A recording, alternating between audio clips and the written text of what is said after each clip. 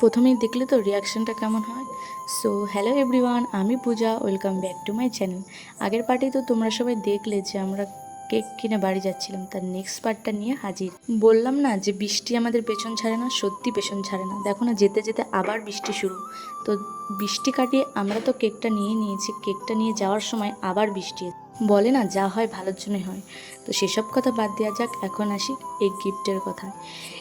দেখবে যে মধ্যবিত্ত ফ্যামিলি থেকে যারা বিলং করে তারা অবশ্যই জানবে যে ছোটোখাটো জিনিসের কেমন মূল্য। সেটা তো অনেক দামি না হতে পারে, কম জিনিসেই যে একটা সবাই মিলে যে আনন্দটা হয় সেটা কিন্তু সবাই উপভোগ করতে পারে না। এমনকি বড় বড় গিফট দিলেও তারা এতটা খুশি উপভোগ করে না। তো আমি কিছু ভুল বললে অবশ্যই তোমরা কমেন্ট করে জানাবে। আর আমার বোনের মুখের হাসি দেখেই তো তোমরা বুঝে গেছো যে ও কতটা খুশি হয়েছে। তো এইটুকু খুশির দরকার ছিল, বাস ওই ভালো থাকুক এটুকুই আমরা চাই। আজ তবে আসি, দেখা হবে কাল। Bye bye.